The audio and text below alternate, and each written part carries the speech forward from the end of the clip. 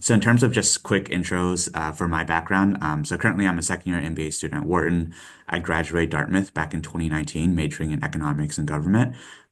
So professional experience, I spent my first 2 years at Deloitte, and then out of the Dallas office, and then I spent 2 years at Bain out of the Boston office. So at Deloitte, I was in their customer marketing consulting group. So I did a lot of kind of customer strategy work, a lot of tech implementation work across a pretty wide variety of clients. And then at Bain, I spent 6 months in their private equity group, and then also did growth strategy projects across industrials, healthcare, and software. And then most recently, this past summer, I was at Duolingo, interning at their M&A team. And then just as a heads up, I'll be going back to Bain full time after graduation as well. So more than happy to answer any and all questions there. In terms of like my actual case experience at Deloitte, I was one of the case writers there, so I helped write some of the cases for undergrads. And then also when I was at Bain, I reviewed resumes for first round interviews and then also conducted some of their first round interviews as well, mostly for like junior and seniors in undergrad. Yeah, so really happy to be here and really excited to kind of walk through the basics of casing. And so, in general, I would say like hoping this to be an interactive session as well, in the sense of feel free to kind of chime in, especially when it comes to the casing process.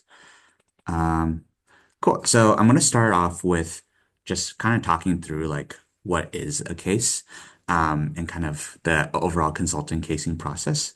So just to kick off, typically, a case is meant to kind of emulate kind of the typical projects we do within consulting. And so they're a critical part of the interview process. Usually there's a case, and then also there's usually a behavioral portion, and it varies a lot based on firm. But typically, when you think about a case, it's usually a business problem. It's usually a conversation driving to a recommendation. It's evaluation of your analytical and communication skills, and then kind of to the point of being one part of the recruiting process as well, with behaviorals and kind of other areas as kind of the other parts of the interview process. Kind of broadly speaking, there's two main types of cases. There's interviewer-led cases, in which the interviewer kind of drives the case forward. And there's interviewee-led cases, in which you as an interviewee will be driving the direction of the case.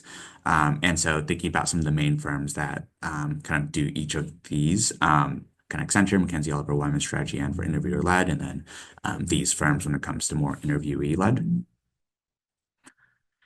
And then when it comes to case prompts, there's a pretty wide variety of different types of cases you might get asked in an interview. So, widely speaking, these are kind of the four main ones, and there might be a few others outside of this. So there's profitability cases, which are typically kind of the most basic and beginner-friendly cases, I would say. They're usually around kind of finding the profit, and by doing so, you either kind of look at the revenue side or the cost side. Um, there's also kind of PE mergers and acquisitions type cases. So essentially looking at whether or not a company should acquire another company. And so a lot of these cases will typically involve kind of better understanding the target company, better understanding like the overall market, better understanding just whether or not this target company is a good investment. And so this is another pretty common type of case prompt. Other kind of case prompts include market studies. So this could include like market entry, like a company is looking to move into a new market, whether that's like a new country, whether that's a new like different type of product, which are kind of more related to product launches as well. So a company is looking to launch a new product. What does that mean for the company? How can the new product succeed? And then there's also kind of general growth strategy type products, type cases as well. So essentially, better understanding how a company can grow in the next 5 years or so, and within the context of a case. And then you might also just get in general like more unconventional cases as well. So these are the cases that are like, like how many golf balls can you fit in an airplane or something like that, where it's like a little bit more just a brain teaser or a test to see kind of how you think. There might be like pro con analysis, might not be related to business, might be related to est more around like estimation as well. Typically, you'll like get a general heads up. Based on like the firm if they do these type of more unconventional cases. And also oftentimes unconventional cases are typically usually more in later rounds of the interviews, like maybe the final round where the partner is just looking to kind of test you on a different variety of subjects. So I would say very broadly speaking, these are kind of the four very broad speaking main types of cases. And oftentimes cases might combine different buckets or kind of be um, other unconventional type cases as well. In terms of like case industries, so I think one of the really interesting parts of the case process, and one reason I enjoy or overall enjoyed doing cases was they really touch upon a pretty wide variety of industries, and I think the really kind of fascinating part of doing cases is really regardless of if you have expertise in that industry or not, if you kind of build out the fundamentals of doing cases and kind of those in general business fundamentals, you can really tackle a pretty wide variety of industries. And also at the end of the day, casing is all about like sounding confident, even if you like don't fully know the industry or it's an unknown industry. And so the key to success is really being able to speak on a variety of industries and really being able to apply different kind of business fundamentals across a variety of industries. So just even in my consulting experience itself, have really touched upon like anything from water pipes to healthcare EMR systems to kind of major telecom companies. I've done a nonprofit project as well. And so cases really do kind of emulate some of the experience you get in consulting in the sense of doing a pretty wide variety of types of projects. So when it comes to case interview components, very broadly speaking, cases are typically 20 to 25 minutes. This may range a little bit based on the firm and like kind of the style of the case that they do, but very broadly speaking, at most 30 minutes, I would say, is how long a case typically takes. So usually the first 2 to 3 minutes are kind of the background setup recap. So it's about just getting the context of the case.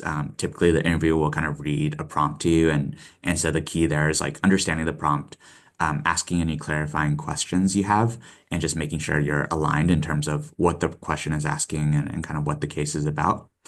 The second main component of casing is really just thinking about the framework development and explanation. So this is when, after you get the case prompt, you take 2 to 3 minutes, or maybe 1 to 2 minutes, to think about the framework and come up with, 3 to 4 kind of main buckets that you want to explore. And you can think of the framework as almost guiding the rest of the case. So ideally speaking, you want to put like, for example, kind of the buckets in order of like importance of where you think the answer might be. And then also framework is also potentially where you might state an hypothesis as well. But this is often, I would say, like more optional. But overall, you really want to just structure your thoughts in an organized manner. And as consultants, we use the phrase MISI a lot, which essentially is like mutually exclusive, completely exhaustive. So essentially, you want to cover like all the main areas of the case within like these kind of separate buckets that are relatively exclusive if possible. So once you do develop the framework, then you start going into the solution building. So essentially, here's where you start going through your different buckets with the interviewer, and you start probing for more information. You think about identifying and prioritizing the problem, organizing the brainstorming into different buckets, and then essentially really start to think about like how this framework drives towards a solution. And so as you probe for these answers, the interviewer will start to provide you with information, whether it be exhibits, kind of brainstorming questions. And so I think this is kind of the core of the case where you get provided with exhibits where you get shown like charts or graphs or tables and essentially have to come up with key synthesis of the ideas. And then there's often some sort of math component at some point as well. And so being able to walk through the math will be really important as well. And so when it comes to the core of the case, what's really important is that you kind of keep your overall framework in mind and that you keep kind of driving towards the answer. At the end of the day, like at the end of the case, you want to be able to like have a strong conclusion and recommendation. And so all of this kind of middle stuff is kind of helping you drive towards that conclusion. And finally, for the conclusion, you want to just have a strong point of view. A lot of cases, there's no there's usually like a right answer when it comes to like the math part, but there's no like oftentimes there's no right or wrong answer when it comes to the final recommendation. And so you just have to use kind of the different data evidence that you've gathered to kind of come up with just one strong point of view. And so usually it's good to be answer first. So you start off with your answer of, whether or not you want to go into the market, um, etc.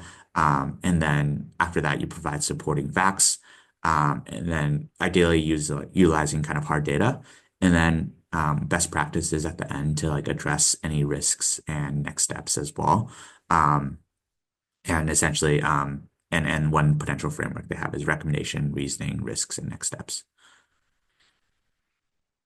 Cool. So I'll like maybe pause there for a couple minutes. Now I just threw a lot of information uh at folks, but if people have any like general questions about the case interview process and what a case is, would love to kind of answer them right now, or we can also save them towards the end as well. But if not, I can dive into the live case.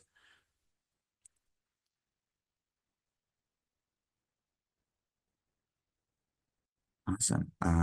Cool. So yeah, I can dive into, oh, and I guess maybe right before diving into live case, like they have a bunch of like sample case frameworks across these kind of business school case books in general too. So like for example, for a profitability case, a sample framework is market revenue cost recommendation. Revenue growth is same market, new market, risk capabilities, and so et cetera. So I think some of these frameworks are kind of helpful as a starting point too when you're first learning how to case of, oh, how are like, these general frameworks used to apply to different situations. Um, but I think what is kind of going to be really important as you get better at casing is that you can adapt your framework um, based on the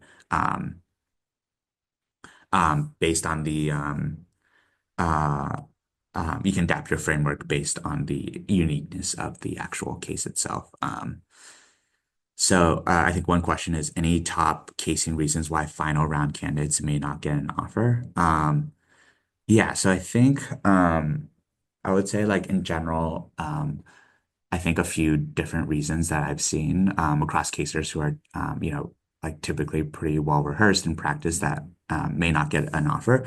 I think, I think one reason often is if I think it's good to practice and do a ton of cases, but I think there is a point in which you like have practiced so much that you can kind of start to apply like the same solution to every problem, and in a way almost sounding like robotic in some ways. And so I think that's especially when it comes to partner interviewers, where they might ask more unconventional cases or might ask cases where might not have like a standard kind of easy fix to it. I think that can often potentially get you dinged there. And then and then also I think sometimes it's a little bit just like luck at the end of the day too, especially when it comes to final round interviews, just given like everyone's who's made it to the final round often is like really good at casing or like really knows their stuff. And so I think it's more just like doing things that like stand out and like really push you past the bar. And so even things like bringing in context from like your past work experiences or your past life, just to add color here and there. Or like just being like a little bit more structured than someone else. So I think at the end of the day, like we'll definitely acknowledge that there's like luck at the end of the day, and like I think I've seen like strong and have seen that like play a role in the final interview rounds as well. Um, awesome. So. Without further ado, we'll dive further into a live case. So I picked a bit of a simpler case today just to kind of show people how like a general casing works. And definitely, I'll be sending this file and like other case books as well for people for reference afterwards as well. If people want to like go through harder cases after this. So. Um, so this is our case around Fruit Drink Company. And so basically what will happen is the interviewer will kind of read this problem statement. So we have been hired by a large CPG client. One of their product lines is a pomegranate drink. They observe that they're losing market share to the competition as well as their profitability is lower compared to the competition. We have been asked to help them turn around the situation. Um, So kind of the key step once you hear this prompt is one to basically jot down notes as they're reading the prompt. And ideally, you want to read it back to the interviewer. So you would be like, hey, so just to confirm, I've captured the information correctly. We've been hired by a large client. They're making a pomegranate drink. And, we're looking to understand why we're losing market share. And given and why our profitability is lower. And our key goal is to kind of rectify that situation. So essentially just restating the prompt and then in kind of a shorter, more concise way. And then after you restate the prompt and confirm with the interviewer that, this is kind of the right, you have all the right information, then it's about asking any clarifying questions you have. So I think a few clarifying questions you could ask are like around the objective. This is always like an easy one to ask, but and kind of often pretty helpful. So basically asking when you say turn around the situation, what do you mean by that? And like what is the actual objective there? And so the interviewer would then tell you, hey, it's to understand the market share and why profitability is lower. And then you could ask about like the business model to better understand like, what does the large CPG client do in terms of like outside of their pomegranate drink? And also when it comes to the pomegranate drink, like what like kind of suppliers do they use? What is their distribution? You could ask about their geography, you could ask about the competition as well. So essentially, like basically, when you kick off the case, you want to ideally ask clarifying questions that help you better understand, the overall case that will help you like better structure your framework, and really just help you kind of get a good start to making sure you can drive towards an answer towards the case. And typically, usually people ask like anywhere from like two to four like clarifying questions. There's no hard rule on that, but I think that's like usually a good amount to aim for. Um, cool. And then essentially this is kind of how they suggest it. Yeah. So basically restating the prompt. Um, I think this is what I mentioned earlier around like standing out in a final round interviews at times too, like basically adding color when you can. So drawing upon your past experiences, drawing upon um, your um, your previous work experiences, and then asking a couple clarifying question. And then after you ask those questions and basically make feel like you fully understand the prompt, that's when you basically say like, hey, do you mind if I take a minute or two to structure approach? And so this is when you dive into the framework section.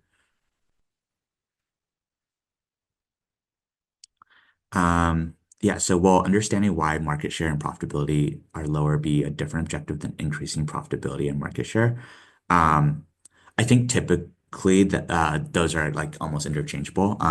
Like basically, like by understanding why they're lower, you can kind of basically increase it. So essentially, I think for this case, you're basically just trying to understand both why it's lower and then also like whether or not they can what they can do to increase it and rectify the situation. Cool. And so next comes the actual framework. So this is their sample framework. It's not like the only framework you can use, so you can definitely like structure it based on however you think makes the most sense, as long as it's as meaty as you can make it. So mutually exhaustive, mutually exclusive, completely exhaustive. So how they do it is they do it based on kind of four buckets. So they have a market bucket of basically first trying to understand the industry more. So understanding like the pomegranate juice market size, the types of products, any regulatory changes. And then usually with profit type cases like this one, you want to look at like revenue and costs. And ideally, it's good to one general rec is to look at the revenue and cost in order of which one you think might be more important for this case. So I think for this case, it's not like super apparent whether it's a revenue problem or a cost problem. So I think totally fine to start with revenue first. And so when it comes to looking at revenue, you want to look at like price, volume, product mix. And then when it comes to costs, looking at fixed costs, variable costs. Um, I think the recommendation is more of an optional bucket, but they also have like a recommendation bucket on like, hey, in order to address profitability, you would need to increase revenue or decrease costs, and then listing out a few recs. And so in an actual case, you'd be like, hey, so for my approach to this problem, I have four main buckets. So for the four main buckets, I want to look at the market, the revenue, the cost, and the recommendation. So starting out with the market, I want to start by looking at the industry, so better understanding kind of the pomegranate juice market size and trends. Um, Better understanding the different types of products, whether it's non-pulp, organic, et cetera, or customers. And then basically you kind of go through each of those buckets. Ideally, for each of these bullets, you want to like add a little bit of color in terms of why it's important. But for each bucket, you want to have like maybe like anywhere to like 2 to 5 bullet points. Again, not a hard rule, but just in terms of what I've typically seen.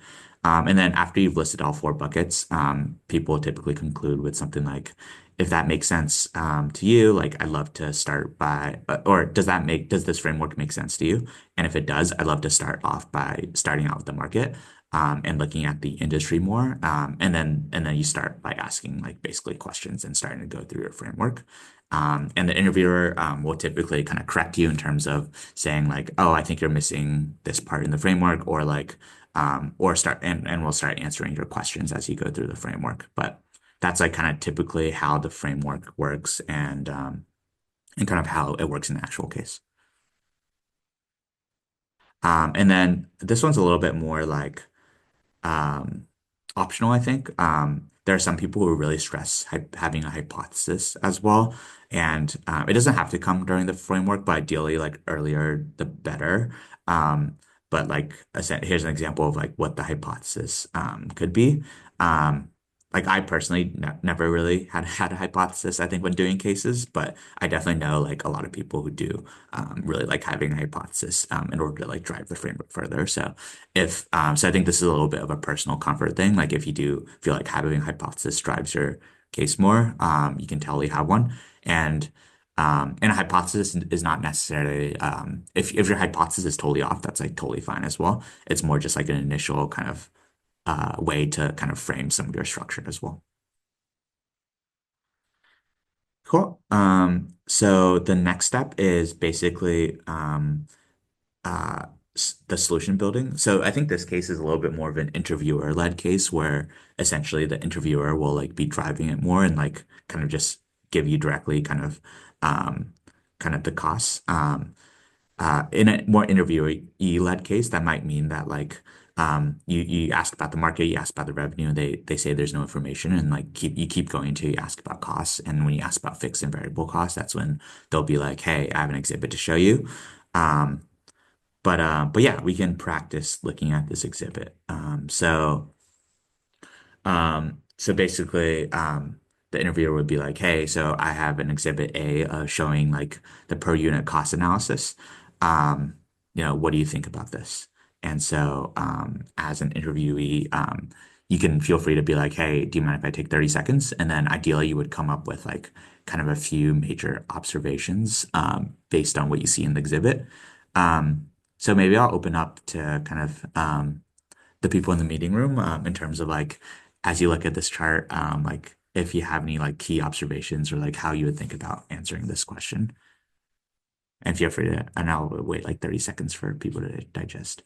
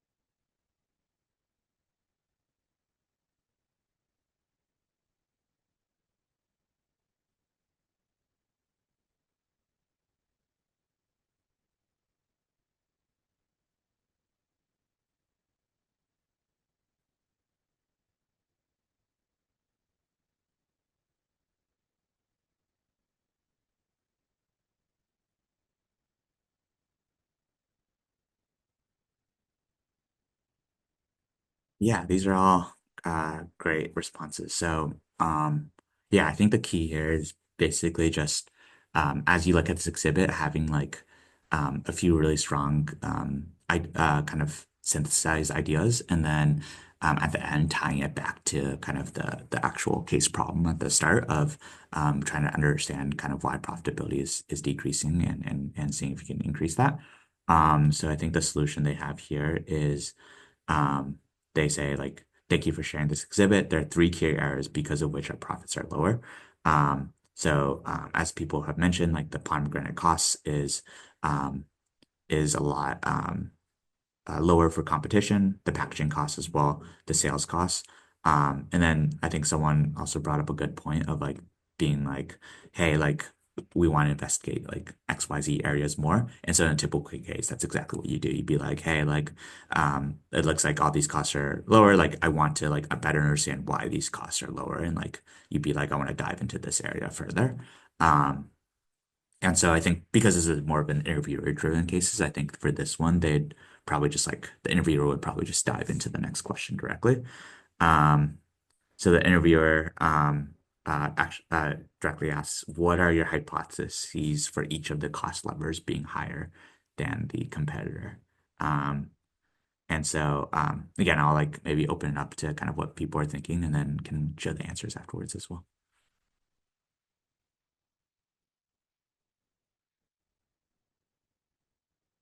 And yeah, to melody your question or the buckets, the bullet points.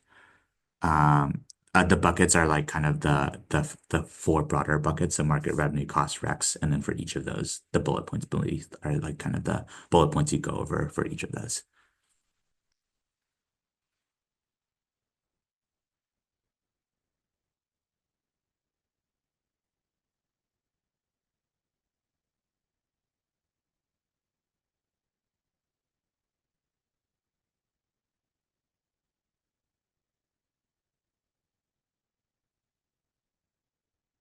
Yes, Jim, there will be a recording and I'll also like send out the materials afterwards as well. But this is just the Wharton Consulting casebook.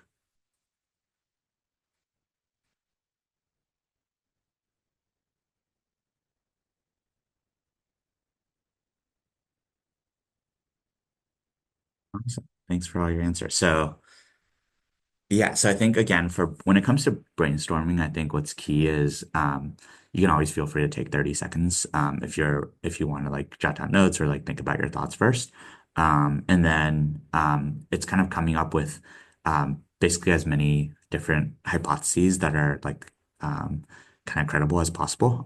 So I think they yeah, they mentioned like because content could be higher. Um, Packaging costs could be higher due to type of packaging. And then sales and marketing costs could be higher due to different channels, higher spend per channel. Um, and then they have an advanced comment of basically like trying to tie back to the case of, hey, even if we reduce pomegranate and packaging costs, there's still a loss of kind of 3.3 USD per unit. And so there's little incentive to increase our market share, but we should look to increase our price as an alternative. So I think essentially always like trying to tie it back to the case as well. Um, and I think what you'll often notice for brainstorming questions too, it's good to like try to structure it if possible. At the very least, like being like, my first reason is XYZ, my second reason is XYZ, and then my third reason is XYZ, and then my fourth, and then just keep listing different reasons just to like show you have a lot of different reasons. And oftentimes, especially for later rounds of interviews, the partner might ask you like, hey, can you list one more reason after you're done listing all your reasons? So I think a lot of brainstorming is just like being creative and just like thinking through like all the different possibilities that could exist.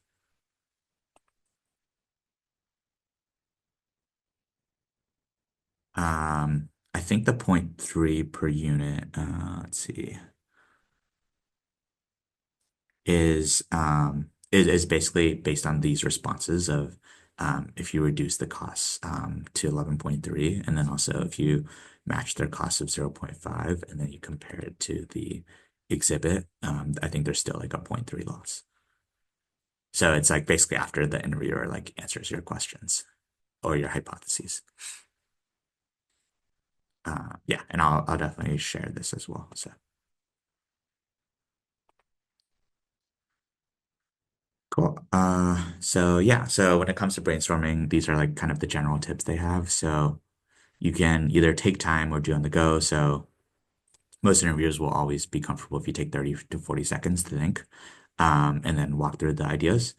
Um, so yeah, I think ideally like you want to have some sort of structure, like so driven by like three things, etc. I think this was honestly like something that I like wasn't always like really great at, and something that took a lot of practice. But um, I think I'm definitely more of a like need time to think before like speaking on the riff type of person. So I think definitely feel free to take those 30 seconds and then from there like creating a quick structured response. And it's something that as you practice and do a lot more cases, you'll get a lot better at. And so a lot of it's just repetition of cases. Um, and then like basically a big part is like providing as many ideas as you can think of as well. Um, and so yeah. And so oftentimes like again for later rounds they'll like ask you to provide more ideas if you only provide a couple. And then again, like adding color is a way to like continue to impress the interviewer by like contextualizing some of your ideas based on like either current news or your past work experiences. Cool. And then finally, is the synthesis or recommendation. So the CEO basically it's always framed as like, hey, the CEO is about to walk into the room, like, what are your final recommendations? And so using kind of the RRNS framework, like essentially, um, you know, um, basically you can choose again, there's like no right answers based on like what you think based on like kind of your based on your evidence and what you've done in the case. So you could either so I think for this one they kind of focus on fruit juice companies should focus on increasing price and justifying the price increase to retain or increase market share, and then listing out a couple reasons. So explore all cost reduction options, still unprofitable, and then with an increased price, they can turn profitable per unit and position our brand at a premium brand. And then we can also look to improve the taste of the product and use signaling by packaging or advertisements. I think the only thing I might do different is I might just like include some of the numbers that you calculated here as well in terms of, hey, even if after implementing all of them, you're still at 0.3. And I think that's always good to tie back the numbers and kind of the data you use. And then once you list your recommendation and your evidence, then you list like any risks. And then finally, you list any next steps as well. So like this isn't like the only answer out there. Like you can definitely like have a different answer, especially when it comes to like risks and next steps. Like your risks and next steps might be pretty different, but as long as you have like a structured approach, as long as it makes sense, and as long as it's based in evidence, I think that's what we're most looking for. Awesome. So that um, concludes the case.